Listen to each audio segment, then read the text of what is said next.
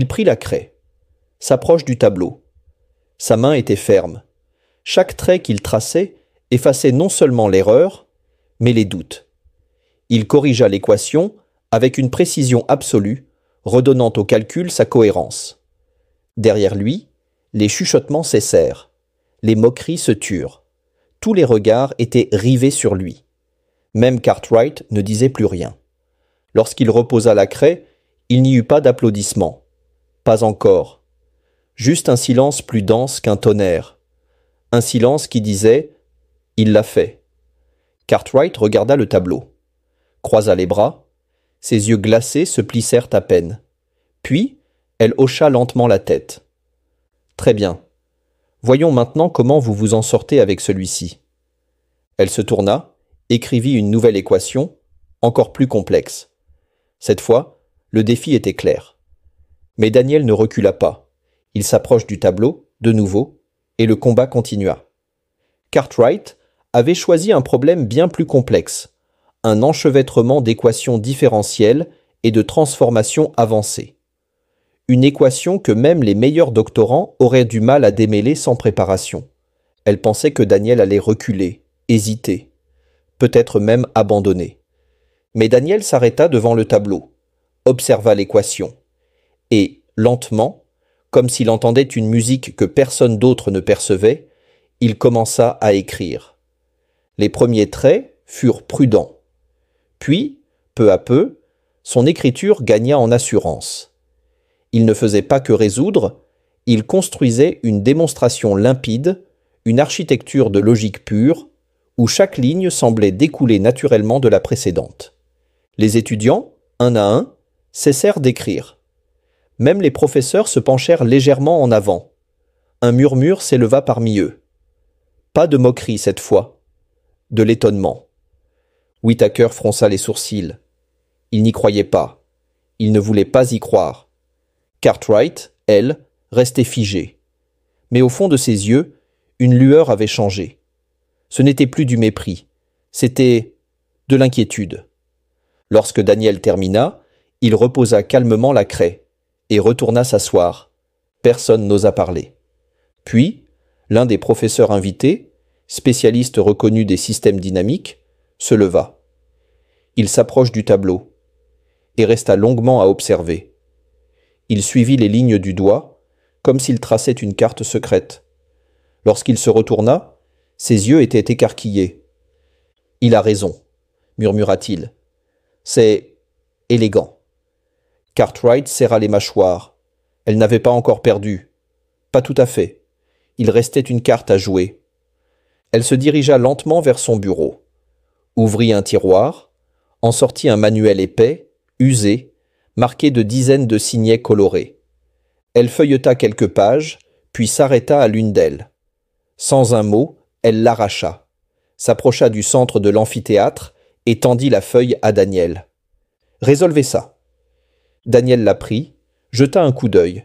C'était un problème de concours international, un de ceux que seuls les finalistes du championnat mondial de mathématiques osaient aborder, un labyrinthe d'équations non linéaires et de conditions initiales contre-intuitives. Daniel releva les yeux, ne dit rien, et se leva. Le papier entre les mains, Daniel gravit les quelques marches qui menaient au tableau.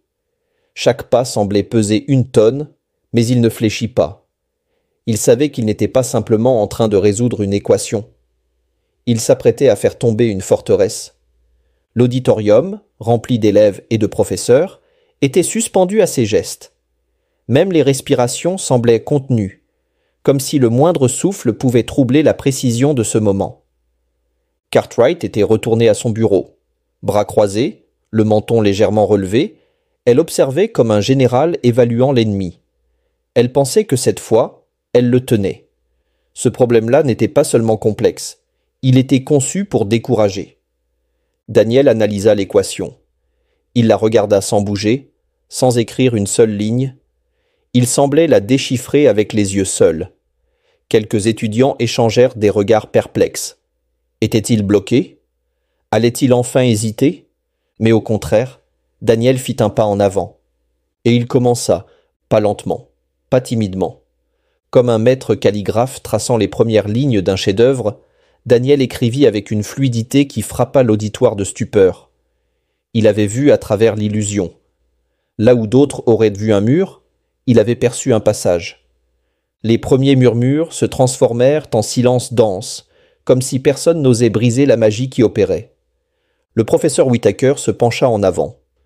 Cette fois, son visage n'exprimait plus la moquerie. Il cherchait désespérément une faille, un doute, une hésitation. Mais il n'y en avait pas. Daniel traçait des vecteurs, reformulait des fonctions, ajustait des coefficients. À un moment, il s'arrêta.